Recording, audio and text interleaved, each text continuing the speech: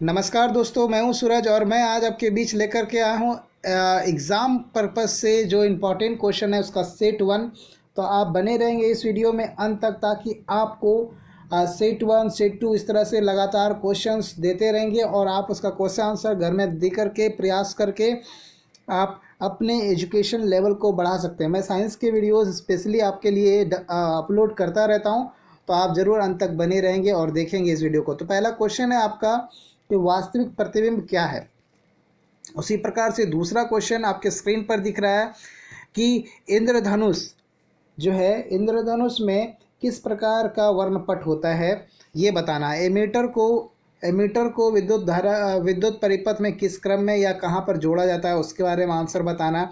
तो इसके आंसर मैं चाहूँ तो बता सकता हूँ, आपको क्लास में अभी तुरंत बता सकता हूँ, लेकिन क्या है कि बहुत सारे आंसर्स को जब मैं करूँगा तो इसमें लेट हो जाएगा बहुत ज़्यादा आपको। तो कुछ कुछ क्वेश्चंस को मैं आपको समझा दूंगा, जैसे कि एमीटर को जो है वो किस क्रम में जोड़ देते हैं परिपथ में, तो वो है कि श्रेणी क्रम में जोड़ा जाता है।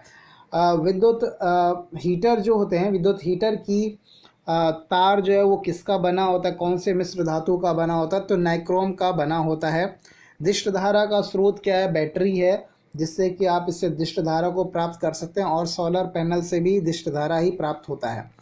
अगला क्वेश्चन है आपका कि विद्युत विभव से आप क्या समझते हैं। तो विद्युत विभव जो है वह एकांक धन आवेश को अनंत से किसी निश्चित बिंदु तक लाने, विद्युतीय क्षेत्र के अधीन किसी निश्चित बिंदु तक लाने में जो कार्य करना पड़ता है, कार्य की वही मात्रा विद्युतीय विभव कहलाती है, जो कि आंसर आपको वीडियो के अंत में मिल जाएगा। ये सारे क्वेश्चंस जो भी आपको स्क्रीन पर दिख रहे हैं, सारे क्वेश्चंस के आंसर मैं आपको अंत तक दिखा दूंगा। देखिए, रेलवे सिग्नल जो होते हैं, रेलवे सिग्नल में लाल रंग लाइट जो होते हैं उसका ही प्रयोग क्यों किया जाता है, उसके बारे में क्वेश्चन है। लाल रंग का तरंग दैर्घ्य जो होता है वो सबसे अधिक होता है, इस कारण से इसका प्रयोग किया जाता है। प्रत्यावर्ती धारा और दिष्ट धारा में अंतर बताने के लिए बोल रहा है, तो इसके जो अंतर है ये भी मैं वीडियो के अंत में दे दूंगा। निकट दृष्टि दोष और दूर दृष्टि दोष के बारे में पूछा जा रहा है इसमें कि निकट दृष्टि दोष जो होता है वो उसमें क्या होगा। तो निकट दृष्टि दोष जो होते हैं उसमें दूर की वस्तु स्पष्ट रूप से दिखाई नहीं पड़ती है। उसके लिए जो है व्यक्ति को कौन से लेंस के चश्मे का प्रयोग करना पड़ेगा, तो अवतल लेंस के चश्मे का प्रयोग करना पड़ेगा। अवतल दर्पण के द्वारा जो प्रतिबिंब बनता है तो उसका स्वच्छ चित्र जो है आपको बताना है, जिसमें कि अनंत पर वस्तु रखी गई है। जब वस्तु को वक्रता, अनंत और वक्रता केंद्र के बीच रखा जाए और जब वस्तु को वक्रता केंद्र पर रखा जाए, तो इसके भी आंसर्स लास्ट में आपको बताए जाएंगे। अब देखिए, केमिस्ट्री के क्वेश्चंस हैं, तो केमिस्ट्री के क्वेश्चंस में रासायनिक समीकरण को किस नियम को फॉलो करने के लिए उससे संतुलित किया जाता है। द्रव्यमान संरक्षण के नियम को फॉलो करने के लिए ऐसा किया जाता है। प्लास्टर ऑफ पेरिस का रासायनिक सूत्र क्या होता है। तो प्लास्टर ऑफ पेरिस का जो रासायनिक सूत्र होता है वह होता है CaSO4.12H2O। तो इस प्रकार से इसके आंसर्स में याद रखेंगे कि आप अंत तक जरूर बने रहेंगे, क्योंकि आपको इसका आंसर अगर पाना है तो आपको अंत में इसको मैं बताऊंगा ही। सारे आंसर्स इसी में PDF में बने हुए हैं, तो आप स्क्रीनशॉट उसका ले लेंगे। आप स्किप करेंगे वीडियोस को तो मैं समझा नहीं पाऊंगा, क्योंकि बीच बीच में मैं समझाता भी जा रहा हूँ आपको। लोहे के ऊपर जिंक का अगर परत चढ़ाते हैं उसके जस्तीकरण भी बोलते हैं, उसके गैल्वेनाइजेशन भी बोलते हैं। अगला क्वेश्चन देखते हैं। अगला क्वेश्चन है हमारा जो बोल रहा है कि कार्बन का जो बाहरी कक्ष कोष होता है उसमें कितने इलेक्ट्रॉन्स होते हैं, 4 इलेक्ट्रॉन्स होते हैं। इसका इलेक्ट्रॉनिक विन्यास अब जब निकालिएगा तो 2 और 4 आएगा, तो बाहरी कक्षा में 4 इलेक्ट्रॉन्स हैं। सोडियम का परमाणु संख्या कितना होता है, 11 होता है। ऑक्सीकारक किसे कहते हैं। देखिए, ऑक्सीकारक जो होता है ऑक्सीकरण अभिक्रिया में जो ऑक्सीकरण अभिक्रिया को संपादित करता है वो ऑक्सीकारक एजेंट कहलाता है। यहाँ पर है आपका कि उदासीनीकरण अभिक्रिया क्या है। देखिए, अम्ल और क्षार आपस में अभिक्रिया करके लवण का निर्माण करते हैं। चूंकि अम्ल और क्षार जब आपस में अभिक्रिया करते हैं दोनों एक दूसरे के नेचर को समाप्त कर देता है, इसलिए इस अभिक्रिया को उदासीनीकरण अभिक्रिया कहलाता है। तो 2 उदाहरण के माध्यम से इसको समझाया जाएगा, आप स्क्रीनशॉट जरूर ले लेंगे।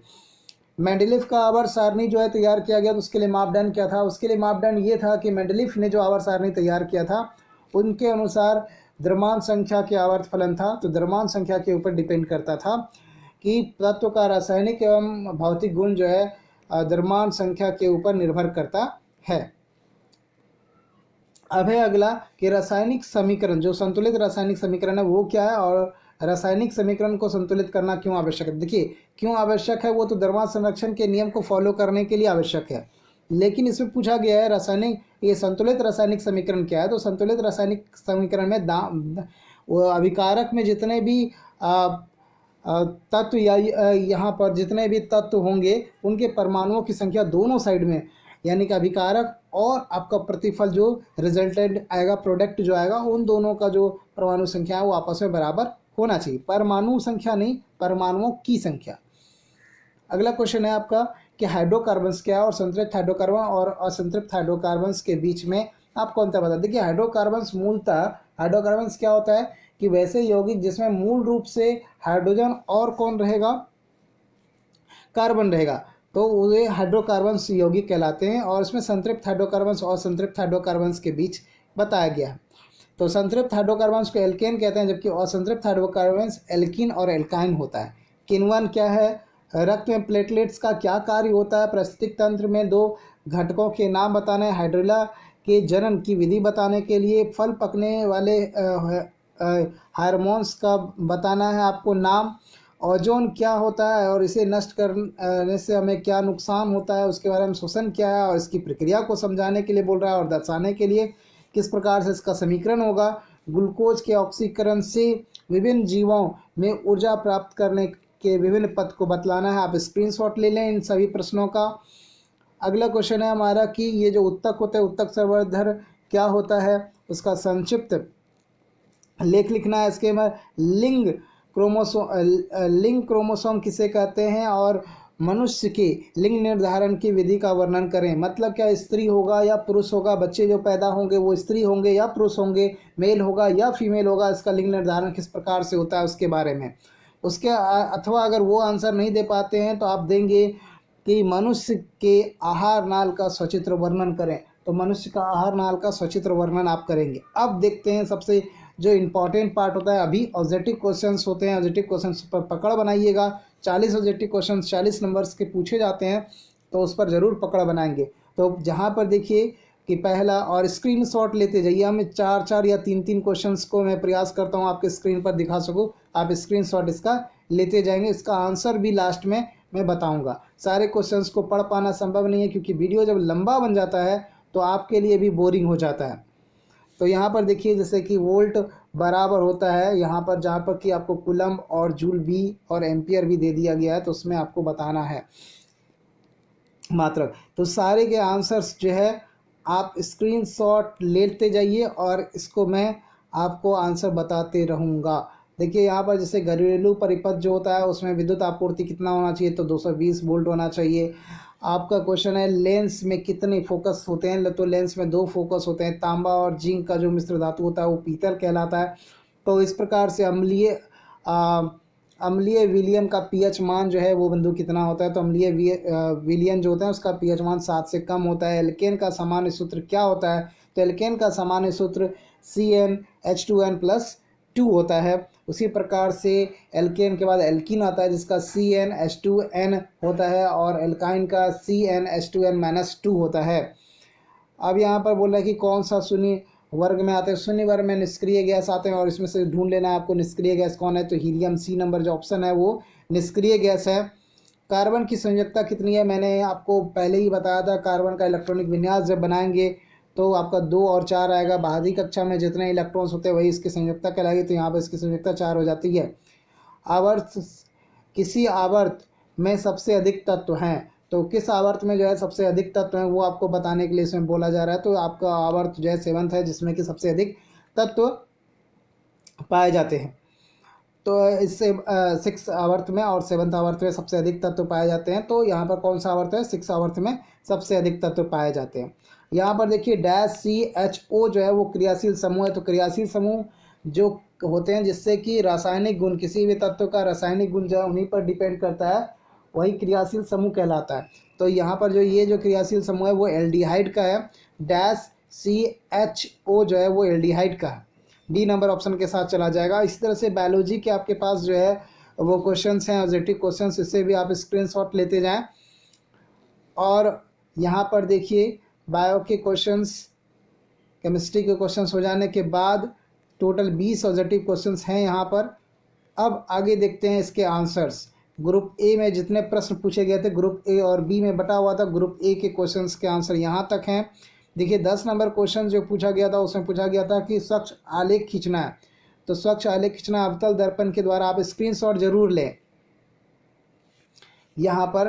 तो 3 जो है उसके आलेख खींचे गए हैं, जबकि अनंत पर रहेगा तो मुख्य फोकस पर बनेगा, फोकस पर बनेगा प्रतिबिंब, या कैसा बनेगा, वस्तु से छोटा बनेगा, जितना वस्तु बड़ा है उससे छोटा बनेगा, सीधा बनेगा, सॉरी उल्टा बनेगा, और आपका कैसा बनेगा, वस्तु से छोटा, उल्टा और वास्तविक बनता है। अगला है कि जब आप कहाँ रखोगे, ऑप्टिकल सेंटर और अनंत के बीच रखते हो तो वो कहाँ पर बनता है, तो वो जो है हमेशा फोकस और वक्रता केंद्र, सेंटर ऑफ कार्वेचर के बीच बनेगा। और यदि आप सेंटर ऑफ कार्वेचर के ऊपर ऑब्जेक्ट को रखते हो तो सेंटर ऑफ कार्वेचर पर ही बनेगा, उल्टा बनेगा, वास्तविक बनेगा और वस्तु के जितना बराबर बनेगा। तो देखिए इस प्रकार से। अब देखिए इसमें जो है 11 नंबर से जो क्वेश्चन है, द्रव्यमान संरक्षण नियम का जो पालन करता है। दूसरा क्वेश्चन जो है आपका दूसरा क्वेश्चन था जिसमें कि पूछा गया था प्लास्टर ऑफ पेरिस का सूत्र क्या होगा। तो आप स्क्रीनशॉट जरूर लें। तो 20 तक आपका स्क्रीनशॉट यहाँ पर लेने के बाद जो है आगे देखेंगे असंतृप्त हाइड्रोकार्बन्स और संतृप्त हाइड्रोकार्बन्स के बीच में अंतर जो है उसका भी आप स्क्रीनशॉट ले लें यहाँ पर। इसके बाद आप 27 नंबर क्वेश्चन तक का आप स्क्रीनशॉट ले सकते हैं। अब आगे चलते हैं 28 नंबर क्वेश्चन पर। 28 नंबर क्वेश्चंस के आप स्क्रीनशॉट ले लें। 28 नंबर, 29 नंबर और 30 नंबर के स्क्रीनशॉट ले लें क्वेश्चंस के।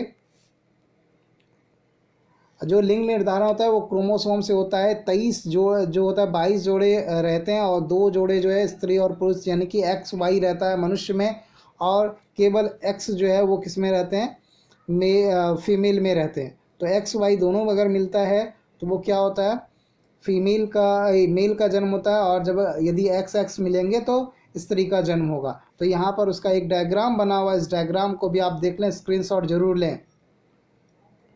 अगला देखिए यहाँ पर इसका स्क्रीनशॉट आप ले लें, जिसमें कि आहार नाल का स्वच्छ चित्र बनाया गया। आप इसको देखें, कॉपी पे बार बार बनाने का प्रयास करें, और लास्ट में जितने भी ऑब्जेक्टिव क्वेश्चंस पूछे गए हैं उसके आंसर्स दिए गए हैं।